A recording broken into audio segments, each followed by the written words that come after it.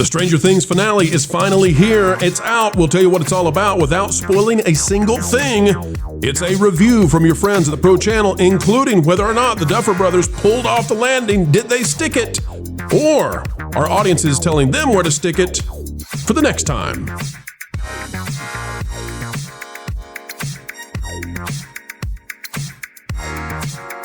The pressure of Stranger Things, maybe in more ways than one. This out of thatparkplace.com by Marvin Montanaro. Netflix buckles under demand as Stranger Things finale triggers another platform crash. Oh my. There's Will and Vecna. The long-awaited conclusion of Stranger Things was meant to be a victory lap for Netflix, but instead it was briefly overshadowed by yet another high-profile streaming platform crash. On Wednesday evening, Netflix experienced a short but noticeable outage just as Stranger Things Season 5 became available to viewers, the finale that is, marking the second Stranger Things-related Netflix crash of the season and following up on the NFL situation. Now, some people were unhappy that they couldn't get their Stranger Things. Some people are unhappy that they did get their Stranger Things. Today, we've got real-life fake wizard and Paul Chatto to tell us what they thought of the finale. Folks, I will tell you that I was a huge Stranger Things fan. I watched every single episode of seasons 1 through 4, and then I got word that I was not going to like this one maybe, and I decided to sit the season out so I could preserve what I loved about the show. Kind of like if you've got a favorite show that had a horrible finale and you said, you know what, I'm just going to avoid that one. That was me. Guys, did I make the right decision, or have I much to watch and binging on the way? No, you made the right call. This season is what I'm calling the equivalent of 2 slices of whole wheat bread. There is nothing here to make the sandwich. It is empty. There is nothing going on, and what is going on is bland. You don't really want it, and they should have done something different. It feels like they attempted to play it safe, and by playing it safe, they made a less than satisfying conclusion. Well, they didn't play it safe in the penultimate episode, right? They took some questionable calls there. Did that continue on? For them, they think that's playing it safe. That's the difference, I think. That is the safest way that they can play off something like this. And of course, we're referencing Will's coming out scene, which was, I believe, what we could call character assassination for everyone else that was in the room. But if we're talking about the finale, and we're going to get into this and the Netflix outage, in New York, it didn't go down. New York City, it didn't go down. So I don't know who experienced the outage. I'm not exactly a conspiracy theorist. I'm just a fake wizard. I think these outages are just for the news. I think it's just talking points. I'm not sure if there actually is outage.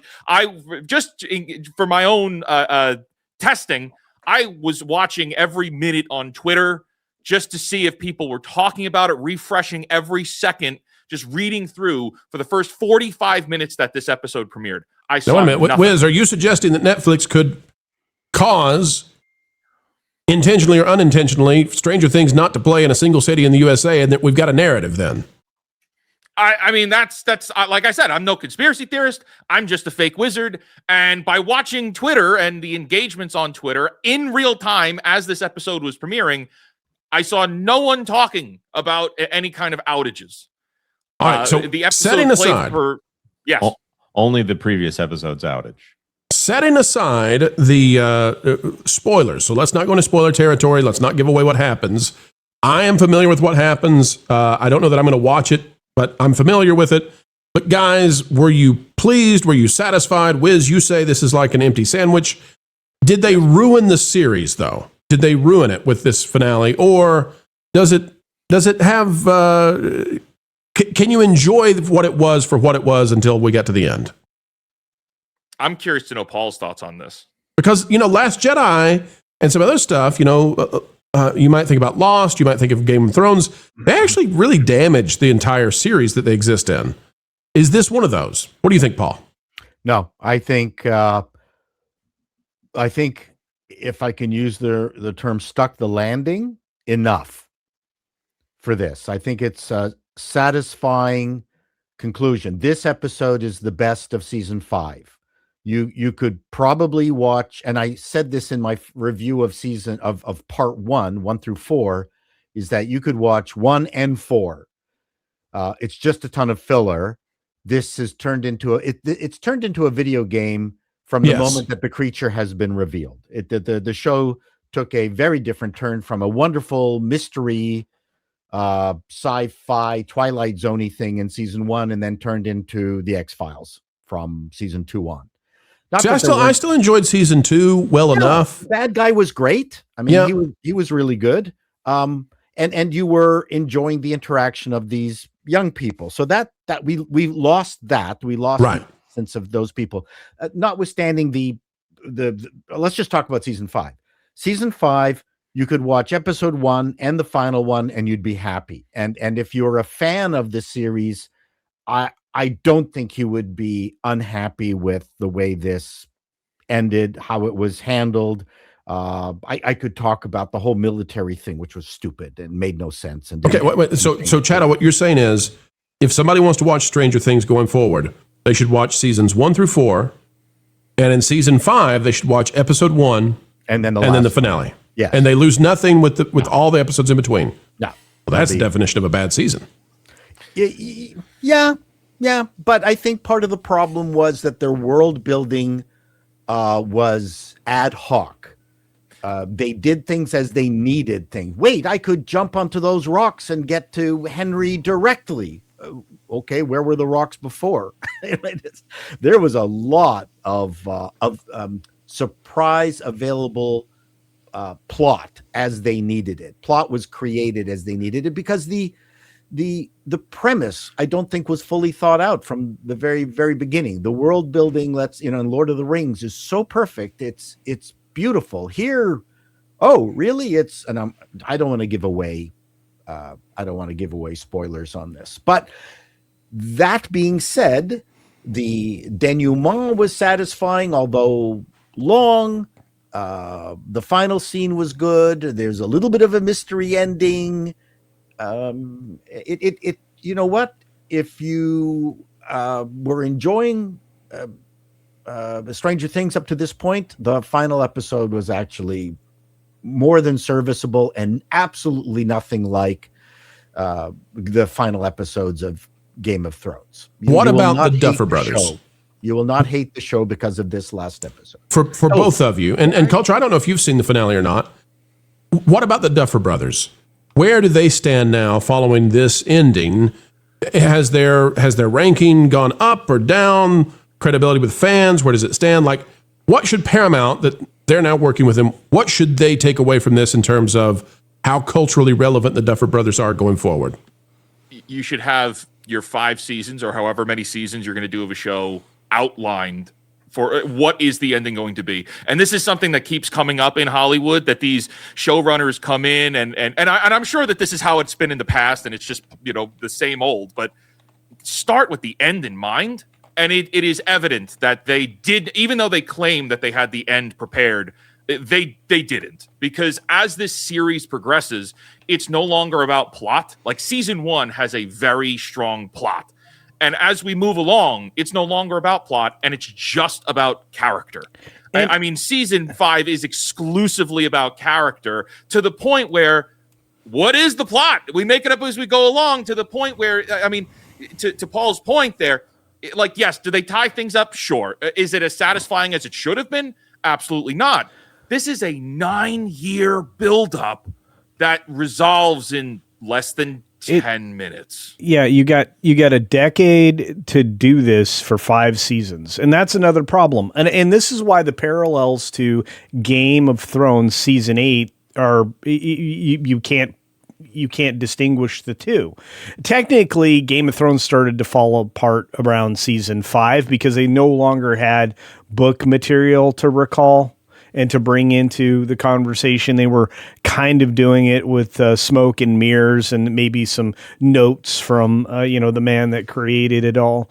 But the problem is they had enough to get started. They just couldn't finish. D&D couldn't finish. Purposely, culture. They only had to do one thing: make Jon Snow the hero.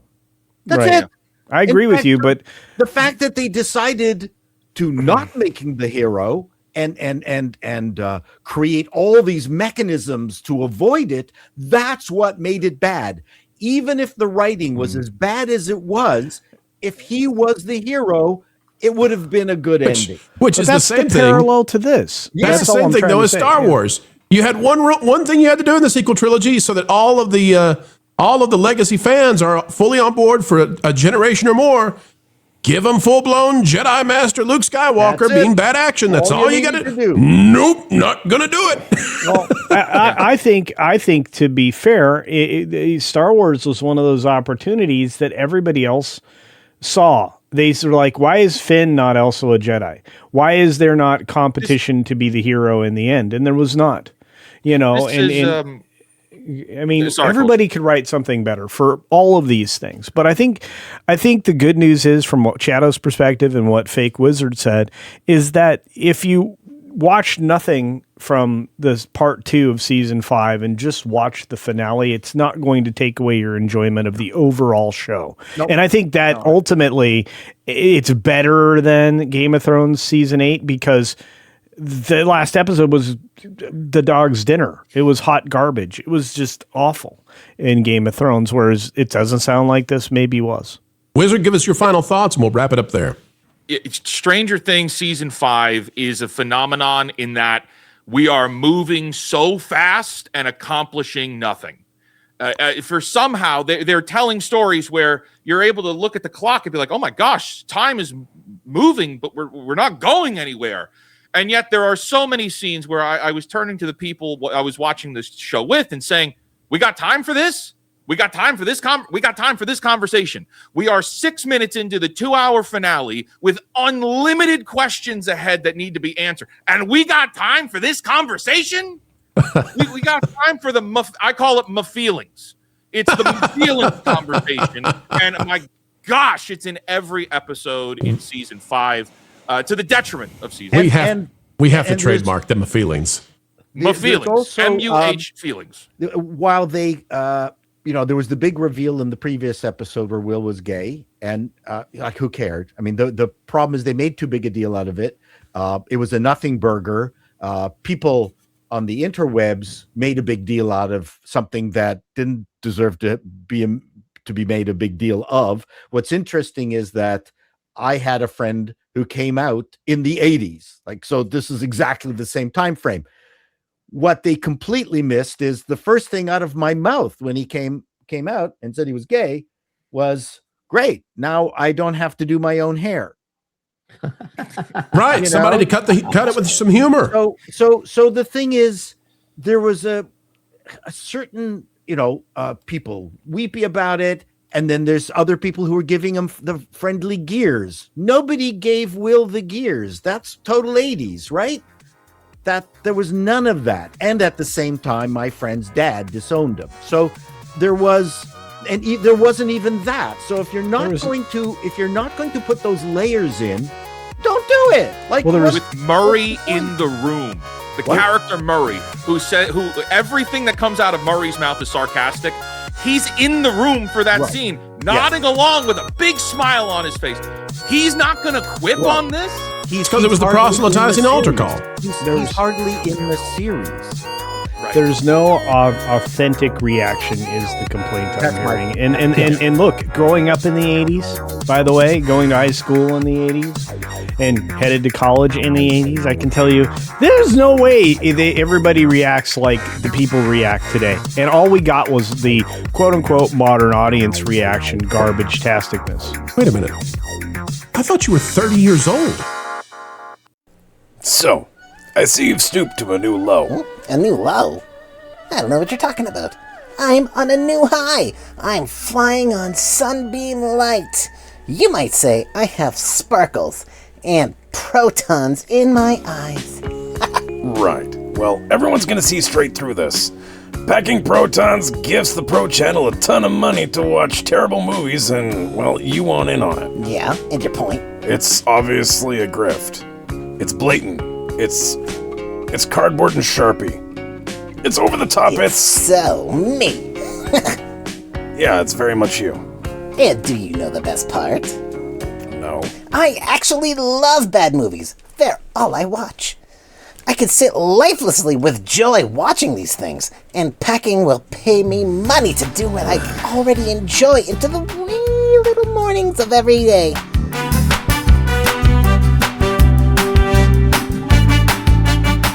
Ah, sweet birdemic and garbage pail kids back to back.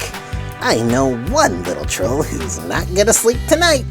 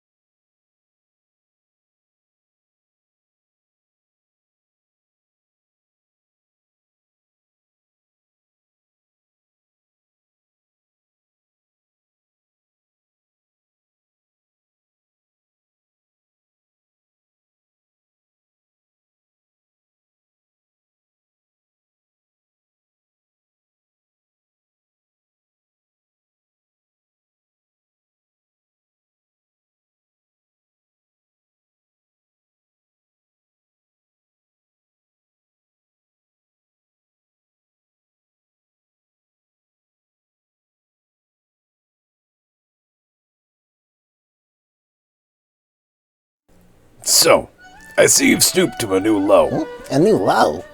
I don't know what you're talking about. I'm on a new high. I'm flying on sunbeam light.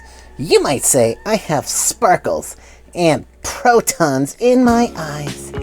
Right. Well, everyone's gonna see straight through this. Packing Protons gives the Pro Channel a ton of money to watch terrible movies, and, well, you want in on it. Yeah, and your point? It's obviously a grift. It's blatant. It's cardboard and Sharpie. It's over the top. It's so me. Yeah, it's very much you. And do you know the best part? No. I actually love bad movies. They're all I watch. I could sit lifelessly with joy watching these things, and packing will pay me money to do what I already enjoy into the wee little mornings of every day.